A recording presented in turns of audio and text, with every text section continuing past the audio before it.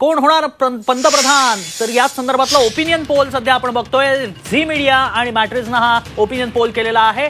राजस्थान मध्ये काय चित्र असेल, ब्रेकवरती जाण्यापूर्वी आपण राजस्थान बद्दल चर्चा करत होतो. राजस्थान मध्ये काय चित्र असेल ते आपल्या समोर येत आहे. एकही जागा राजस्थान मध्ये मिळणार नाही.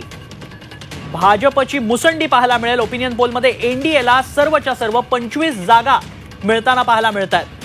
25च जागा आहेत लोकसभेच्या राजस्थानमध्ये आणि त्या 25च्या 25 जागा या भाजपच्या पारड्यात पडताना अर्थात एनडीएला मिळताना पाहायला मिळतात. भाजपला 2019 मध्ये 24 जागा मिळाल्या होत्या. 2019 मध्ये 24 जागा मिळाल्या होत्या, त्या 2024 मध्ये वाढणार आणि 25 होणार आहेत. काँग्रेसला भोपळाही 0 जागा, इतर 1 जागा असेल. 2019 मध्ये 1 जागा होती, इतरांना 2024 मध्ये एकही जागा मिळणार नाही.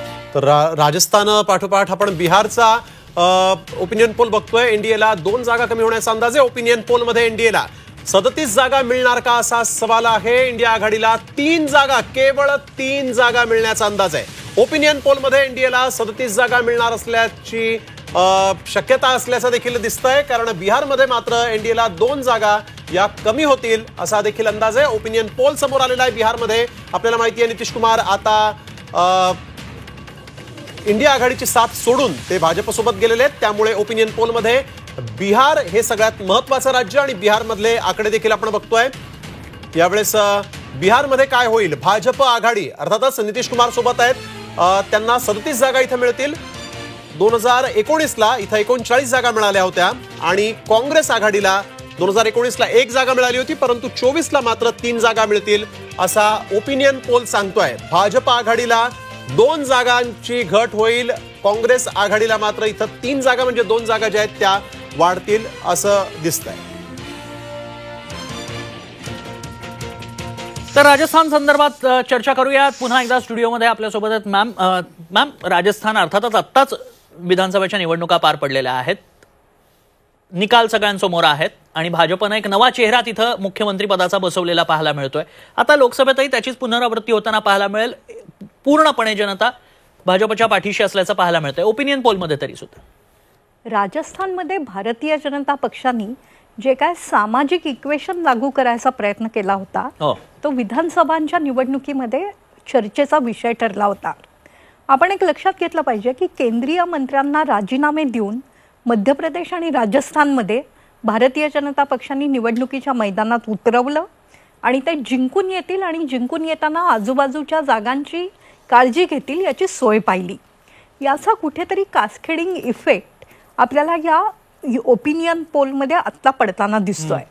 दुसरं असं की राज्य हातून गेल्यानंतर तिथे काँग्रेसमध्ये जे अंतर्गत मतभेद होते ते मोठ्या प्रमाणात बाहेर पडायची शक्यता आहे. काहीच मिळत नव्हतं या 2 लोकांच्या वादामध्ये. आणि एक तरुण नेतृत्व जे साधारणतः राहुल गांधींच्या छत्रछायेखाली वाढलं होतं, त्यांना मुख्यमंत्री पदाचं आश्वासन दिलं गेलं पण ते दिलं नाही. अशोक गेहलोत हे ओबीसी नेते होते, त्यांची पकड होती आमदारांवर, पण अशोक गेहलोत यांना बाजूला करून जेव्हा पायलट यांना ठरलं की मुख्यमंत्री करू अशा हालचाली सुरू झाल्या, तेव्हा काँग्रेसमधल्या आमदारांनी कॅमेरावर सांगितलं होतं की गेहलोतच आमचे नेते आहेत. ते आव्हान केंद्रीय नेतृत्वाला होतं. म्हणजे सरळ सरळ याचा अर्थ आहे की राजस्थानमध्ये काँग्रेसची हवा थोडी संपत चाललेली आहे. काँग्रेस निर्णायकी भूमिकेत गेलेला आहे आणि त्याचा कुठेतरी फायदा आपल्याला या ठिकाणी होताना ओपिनियन पोलमध्ये दिसतोय. दुसरं असं की राजस्थान सरकारने विधानसभेत सत्तेवर येताच ज्या काही योजना राबवायला सुरुवात केलेली आहे त्या प्रो फार्मर्स आहेत, प्रो पीपल आहे. साधारणतः महिलांसाठी कल्याणकारी काय काय जुमले देण्याची सुरुवात झालेली आहे. आणि पुन्हा एकदा 6 महिन्यांनंतर निवडणूक होताना जिथे राज्य जिंकलेलं आहे आणि भाजपकडे गेलेलं आहे तिथे क्रॉस वोटिंग करत दुसऱ्या पक्षाकडे जाण्याची शक्यता खूप कमी असते. मागच्या लोकसभा निवडणुकीत आपण पाहिलं की ज्यांनी 7-8 महिन्याआधी काँग्रेसला निवडून दिलं होतं त्यांनी देखील मोदींच्या नेतृत्वासाठी भारतीय जनता पक्षाला मत दिलं आणि आता तर भाजपलाच मतदान केल्यामुळे पुन्हा एकदा ती मतं तशीच्या तशी हस्तांतरित होतील किंबहुना भारतीय जनता पक्षाच्या मतसंख्येत वाढ झाली तरी मला आश्चर्य वाटणार नाही. अगदी. मॅम थोडं थांबवतो. रविकिरण देशमुख सर यांच्याकडे मी जातो. सर, राजस्थानमधली ही आकडेवारी आपण बघितली. राजस्थानमध्ये भाजपला फायदा होतोय.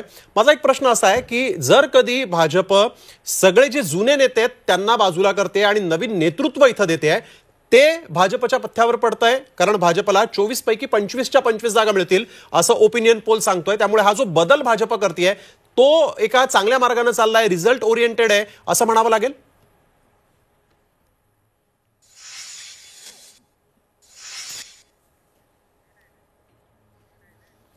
तर तांत्रिक कारणांमुळे त्यांच्यापर्यंत आवाज आपला पोहोचू शकत नाहीये. मॅडम, हा प्रश्न माझा तुम्हाला आहे की भाजप जो बदल करतेय किंवा जे नवीन नेतृत्व, पुन्हा एकदा जाऊया रविकिरण सर यांच्याकडे. सर, तुम्हाला माझा प्रश्न ऐकू आला असेल.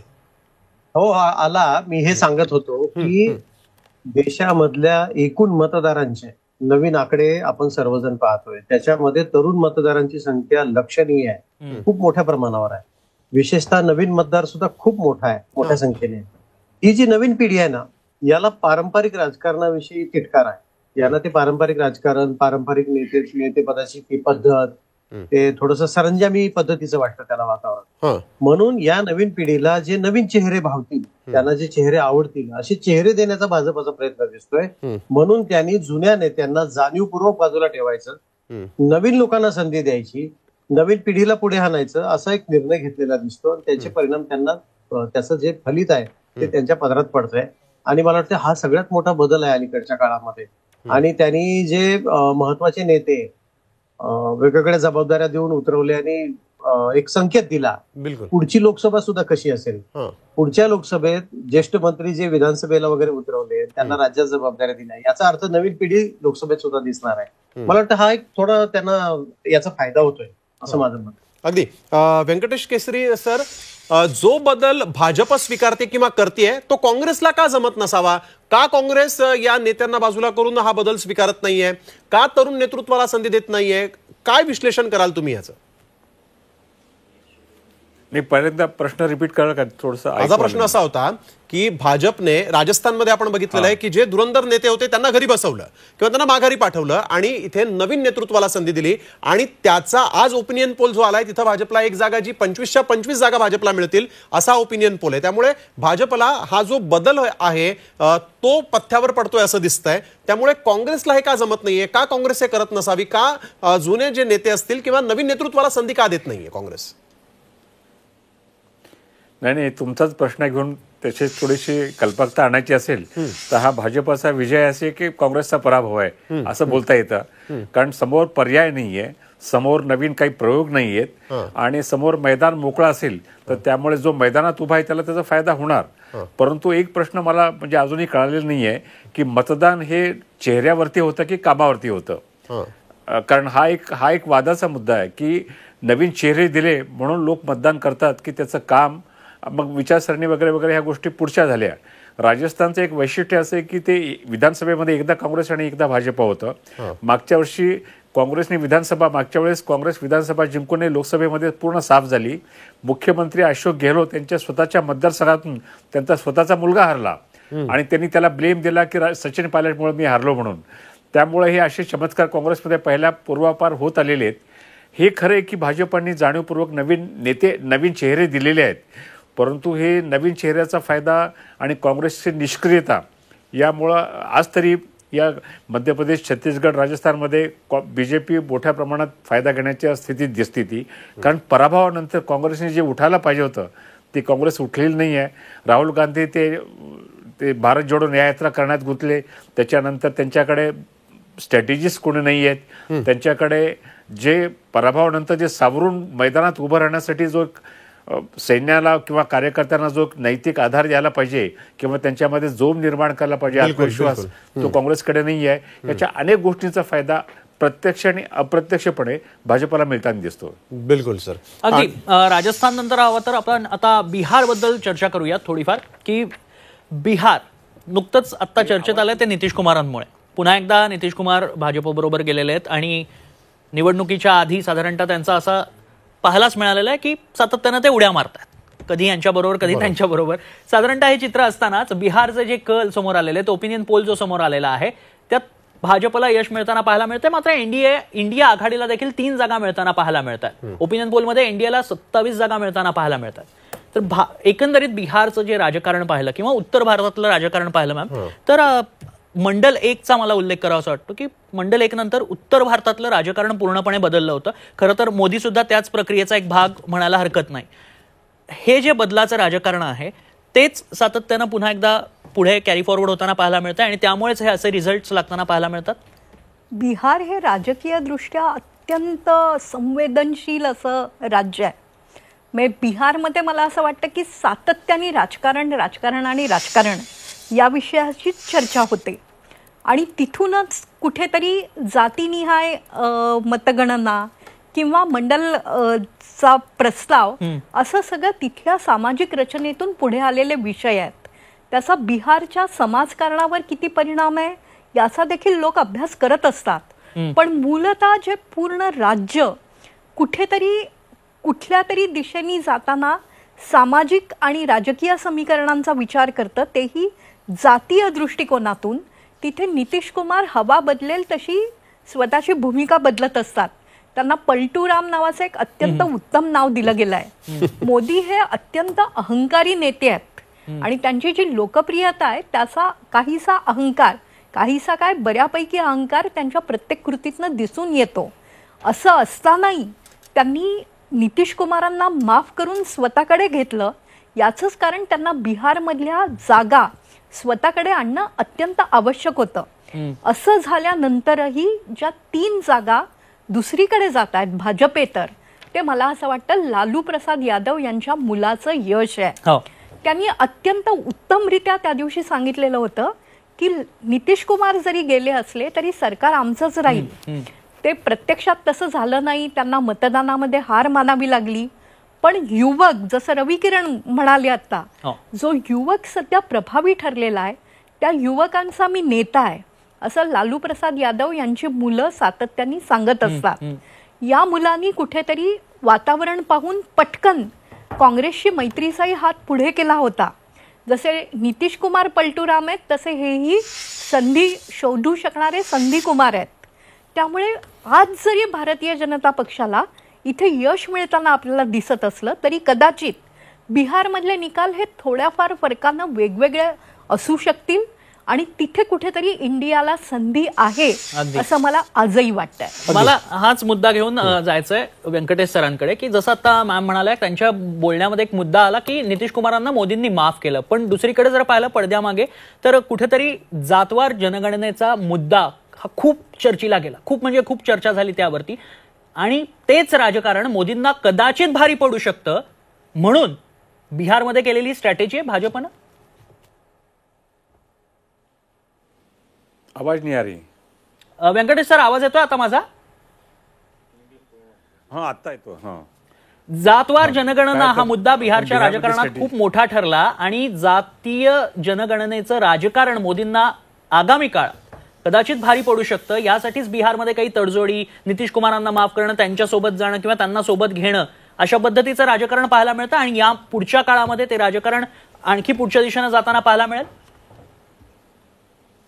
असे की मोदी हे आपले जे चुका आहेत त्या दुरुस्त करतात, त्याला ते धरून राहत नाहीत. नितीश कुमारचं पूर्ण राजकारण हे लालू प्रसाद यादव यांच्या विरोधात होतं आणि बीजेपीच्या आश्रयाने ते नेते झाले होते. तर त्यामुळे बिहारमध्ये जात हा फॅक्टर असेल तर त्याला सपोर्टिंग कुठले एलिमेंट्स असतात याचा अभ्यास भाजपने केलेला आहे. नितीश कुमार ही भाजपची गरज होती आणि भाजपला सुद्धा नितीश कुमार हवे होते. त्यामुळे याच्यामध्ये कोण श्रेष्ठ आणि कोण कनिष्ठ याच्या म्हणण्यापेक्षा ते दोघं एकत्र झाले तर MY कॉम्बिनेशन जे RJDचं पूर्वी होतं मुस्लिम आणि यादव, तर त्याच्यामध्ये यादव हळूहळू बीजेपीकडे चाललेला आहे. जसं महाराष्ट्रात मराठा समाज हा हळूहळू काँग्रेसपासून दूर चाललेला आहे तसं बिहारमध्ये यादव सुद्धा, कारण लालू प्रसाद यादव यांचं राजकारण हे कुटुंबप्रधान राहिलं, त्यांच्या कुटुंबापुरतंच राहिलं. शिवाय त्यांचं जे प्रशासन होतं जंगल राज्य म्हटलं जात होतं त्याचा वेगवेगळे त्याचे परिणाम आहेत, त्याचा फायदा होतो आणि भाजप जे त्यांच्या दृष्टीने भाजप आपल्या धोरणात बदल करते, दोस्तांमध्ये बदल करते, उमेदवारांच्या निवडीमध्ये बदल करते, प्रचाराच्या फोकसमध्ये बदल करत असेल तर याचा फायदा त्यांना मिळेल. त्या तुलनेने RJD हे जुन्या पद्धतीनं जुन्या वाटावरती ह्याच्यावरती मार्गाने चाललेलं आहे. त्यामुळे त्याच्याकडे नवीन वोटर्स किती येतात हा एक वेगळा भाग आहे. परंतु भाजपने इन्क्लुझिव्ह पॉलिटिक्स बिहारमध्ये केलेलं आहे आणि त्याचा फायदा त्यांना मागच्या निवडणुकीतही झाला होता.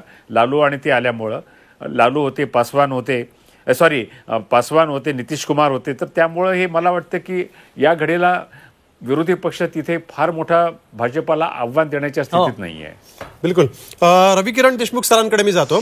सर, जसं तन्मय म्हणाला, जनगणना जी जातवार झाली ती की नितीश कुमार यांना पुन्हा सोबत घेतलं म्हणून भाजपच्या जागा घटतायत. कारण ओपिनियन पोलमध्ये आपण बघितलं तर भाजपला जरी 2 जागांची घट होतीये तर तिथेच काँग्रेसच्या जागा वाढतात असं देखील दिसतंय. तर नितीश कुमारांना सोबत घेतल्यामुळे या जागांमध्ये घट होतीये की तन्मय म्हणाला तसं की जातवार जनगणना झाली म्हणून घट होते? तुम्हाला काय वाटतं? बिहारचा इतिहास जर पाहिला तर तुम्हाला हे दिसेल की बिहारचा मतदार हा प्रचंड जागरूक आहे आणि तिथे इतकी गुंतागुंत आहे आणि विचारधारा हा प्रकार इतका महत्वाचा आहे. मी तुम्हाला उदाहरण देतो की देशभर काँग्रेसचं एक हाती अंमल असताना 60-70च्या दशकामध्ये सुद्धा, 80च्या दशकामध्ये सुद्धा तिथे जॉर्ज फर्नांडिस, मधु लिमये सारखे महाराष्ट्रातले नेते ज्यांचा बिहारचा काहीही संबंध नव्हता ते सुद्धा निवडून येत होते दणदणीत. याचा अर्थ असा की बिहारची जनता कुठल्याही याला बळी पडत नाही. तिथला मतदार प्रचंड जागरूक आहे. जातीपातीची गणित प्रचंड गुंतागुंतीची आहेत आणि हा मतदार जेव्हा विचारधारा आपली पक्की ठेवतो तिथं कोणीही असा दावा करू शकत नाही की बिहार मी आता पाहता मी ताब्यात घेईन. त्यामुळे मला असं वाटतं की नितीश कुमारांचं राजकारण बिहारच्या जनतेने खूप बघितलं. त्यांची जी भूमिका बदलण्याची जी काही गती आहे, चपळाई आहे, बहुतेक त्याला बिहारचा मतदार आता कंटाळलेला दिसतोय. आणि भलेही भाजपाने एक मोठी खेळी केली असली की नितीश कुमार सोबत आल्यामुळं ते जे मतांचं गणित हे होईल आणि नितीश कुमारांचा व्यक्तिगत मतदार आपल्याकडे येईल, तर बिहारच्या बाबतीत बोलताना हे विधान धाडसाचं ठरेल की तो नितीश कुमारांच्या सोबत जाईल. एवढंच मी अगदी. मृणालिनी मॅम, जर कधी बिहार म्हटलं की सगळ्यांना लालू आठवतात. लालू प्रसाद यादवांनी तुम्ही जसं म्हणालात आता की सत्ता पुन्हा मिळवण्यासाठी त्यांनी बरेच प्रयत्न केले पण अपयश आलं. का असं होतंय की लालू प्रसाद यादवांना दूर, म्हणजे त्यांना तर ते तर दूरच झालेले आहेत परंतु त्यांचा मुलगा जो आहे त्यांच्या मुलाला देखील याचा त्रास सहन करावा लागतो किंवा नागरिक त्यांना पण इतके जवळ घेत नाहीयेत किंवा त्यांचं नेतृत्व मानत नाहीयेत. इतका तरुणांचा नेता म्हणून तो पुढे जरी येत असला तेजस्वी, तरी देखील इतक्या मोठ्या संख्येनं भाजप जर कधी बिहारमध्ये येत असेल तर तेजस्वीने पण आत्मपरीक्षण करणं गरजेचं आहे किंवा मग काँग्रेसला सोबत घ्यायचं की नाही हा विचार करणं देखील गरजेचं आहे. कारण काँग्रेस आणि यादव यांची जी इंडिया आघाडी आहे ती आधीपासून स्ट्रॉंग आहे, नितीश कुमारांनी जरी साथ सोडली असली तरी. चारा घोटाळ्यानंतर लालू प्रसाद यादव यांचं जे जातीगत राजकारण होतं त्याला बिहारमध्ये नक्की धक्का बसला. विधानसभा निवडणुकांच्या आधी त्यावेळेला जे काय जातीनिहाय आरक्षण संघ परिवाराला मान्य नाही ही मुलाखत दिली गेली. त्या मुलाखतीमुळे देखील तिथलं वातावरण बदलवण्यात आणि भारतीय जनता पक्षासाठी बिघडवण्यात यश मिळालं होतं लालू प्रसाद यादव यांच्या मुलाला. आज तेजस्वी जरी अत्यंत ताकदीने प्रयत्न करत असला तरी लालू प्रसाद यादव यांच्या घरातले वाद, त्यांच्या एका मुलांनी पूर्णतः वेगळं राहणं किंवा मुलींनी गरज नसताना नितीश कुमार यांच्याबाबत एक ट्विट करणं, हे सगळं काही जनतेला आवडत नाही. म्हणजे जनता काम करणाऱ्याच्या पाठीशी उभी राहते, जातीची गणित लक्षात घेते. हे जरी सगळं खरं असलं तरी जनतेला काही बाही वागलेलं आणि उगाचच काहीतरी अंगलट येणारा भ्रष्टाचार केलेला सामान्यतः आवडत नाही. त्याचं रिफ्लेक्शन सध्या बिहारच्या निकालांमध्ये दिसत आहे. दुसरं असं आहे की काँग्रेस बिचारी इतकी अगतिक झालेली आहे सध्या की त्यांना जिथे जो मिळतोय त्याच्याबरोबर ते जाऊन पुढे जात आहे. आपण महाराष्ट्रावर येऊ काही वेळानी, पण प्रकाश आंबेडकर जे नक्की येणार आहेत की नाही कळत नाही.